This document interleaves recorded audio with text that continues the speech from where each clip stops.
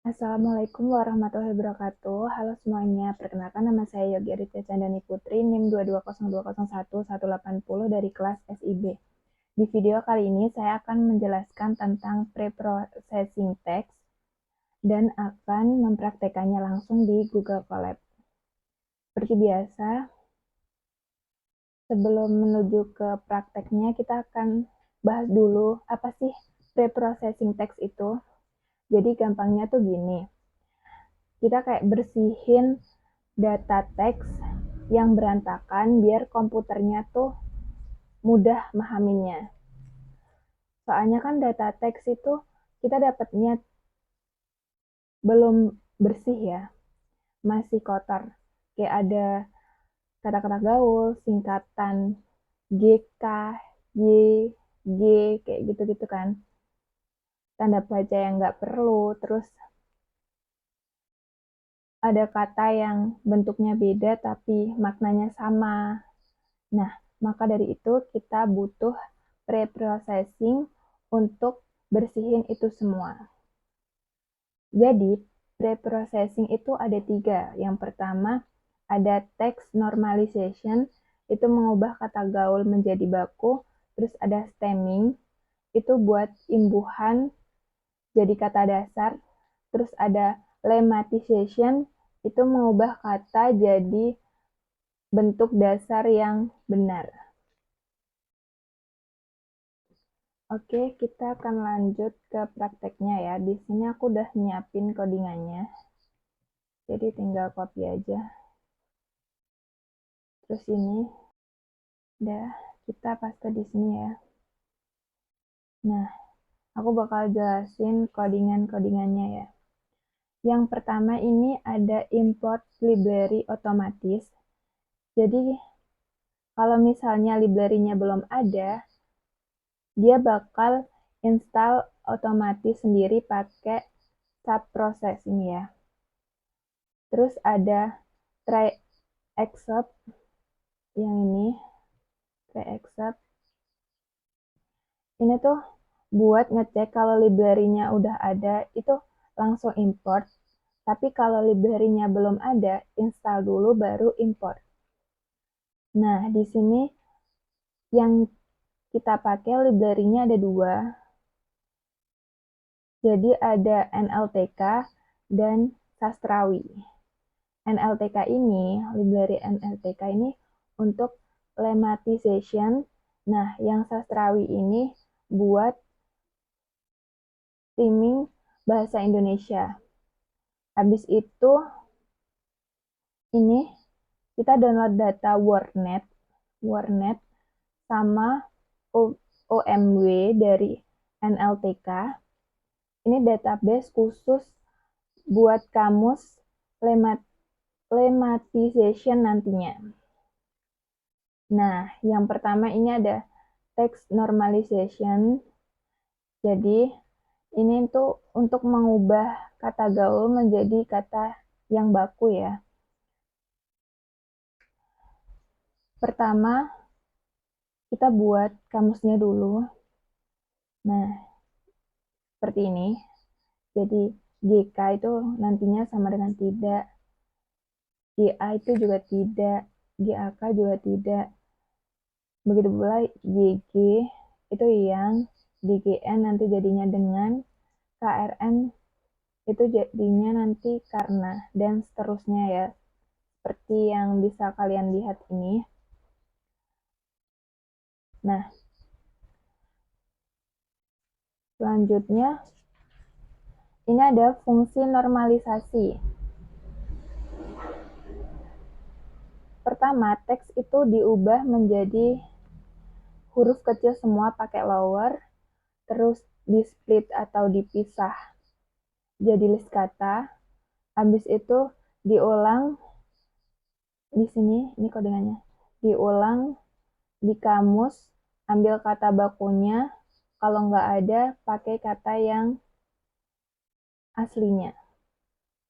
Terakhir ada gabungan jadi satu kalimat. Ini dijoinkan, nanti digabungkan. Terus yang kedua ada steaming. Jadi steaming itu fungsinya buat motong imbuhan biar dapat kata dasarnya. Jadi aku pakai library sastrawi yang khusus buat bahasa Indonesia.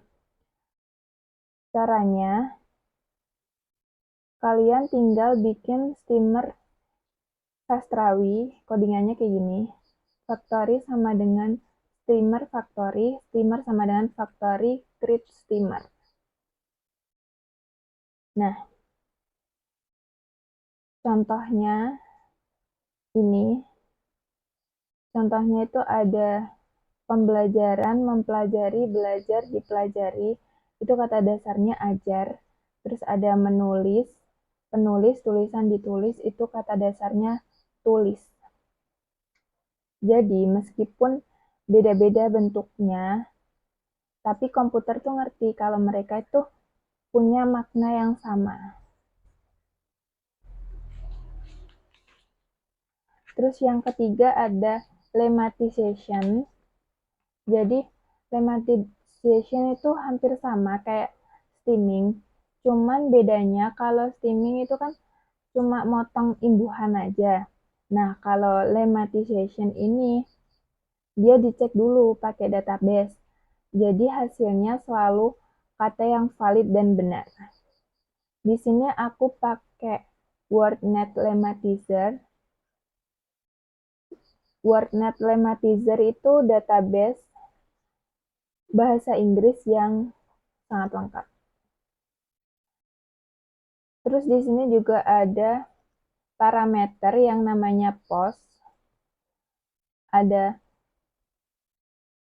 pos itu part of speech. Jadi ada verb dan ada noun. Verb buat kata kerja, noun buat kata benda. Kenapa perlu pos? Karena satu kata itu bisa punya bentuk kata dasar yang berbeda, tergantung dia kata kerja atau kata benda.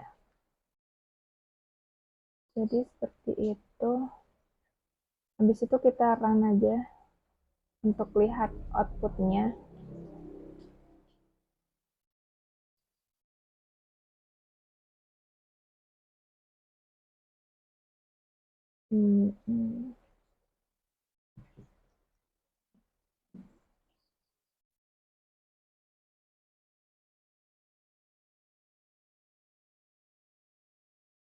Udah. Nah, jadi hasilnya outputannya kayak gini ya. Bahasa gaulnya gue lagi belajar NLP nih. Nah, nanti otomatis langsung ganti gue tadi jadi saya. Terus YG tadi jadi yang. GMN jadi bagaimana. Terus JK jadi tidak. Jadi ini tuh bantu komputer biar dia bisa memproses bahasa seperti itu.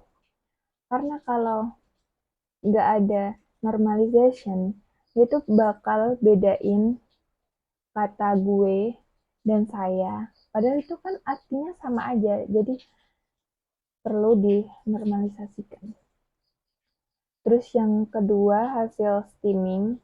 Nah ini pembelajaran, mempelajari, belajar, dipelajari, itu kata dasarnya jadi ajar semua.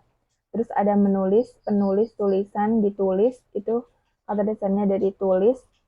Terus ada membaca, pembaca, bacaan, dibaca, itu kata dasarnya jadi baca.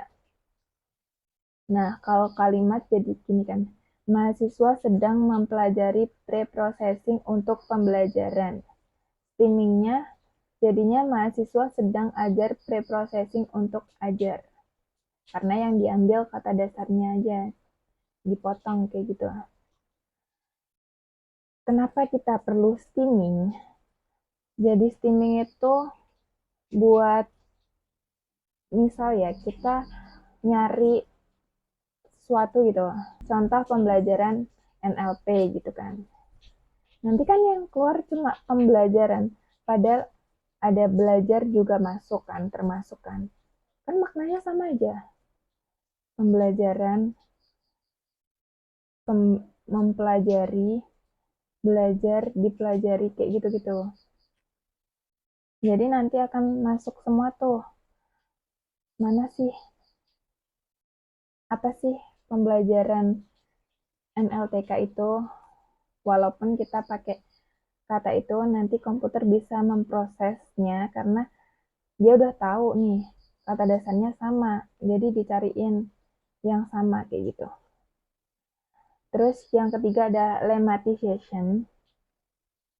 Nah, lemmatization ini kayak gini. Contoh ada running, verbnya jadi run, noun-nya running. Terus ini kan ada better, verbnya better, noun-nya juga sama better. Terus ini study, verbnya study, noun-nya study, dan seterusnya ya. Nah, teks yang kita buat contoh kan ini tadi. I'm studying better techniques for running. Nah, lemmatization-nya jadi I be study better techniques for run. Jadi kayak gitu ya. Jadi kesimpulan yang dapat diambil dari pembelajaran hari ini itu yang pertama, itu kan ada teks normalization. Itu buat ngubah kata gaul menjadi baku.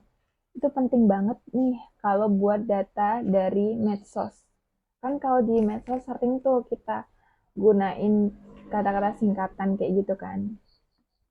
Nah, jadi nanti komputer bisa memprosesnya dengan mudah menggunakan normalization. Yang kedua itu steaming. Steaming kan motong imbuhan. Prosesnya cepat, cocok untuk database yang besar. Cocok untuk dataset yang besar. Terus yang ketiga ada lemmatization tadi. Jadi ini lebih akurat hasilnya, selalu benar, selalu kata yang benar, tapi prosesnya itu lebih lama gitu. Ketiga tahapan ini tuh penting buat analisis NLP supaya datanya jadi bersih. Oke, sekian video hari ini. Apabila saya menjelaskan ada yang salah, mohon dimaafkan. Semoga pembelajaran ini bermanfaat. Saya akhiri, wassalamualaikum warahmatullahi wabarakatuh.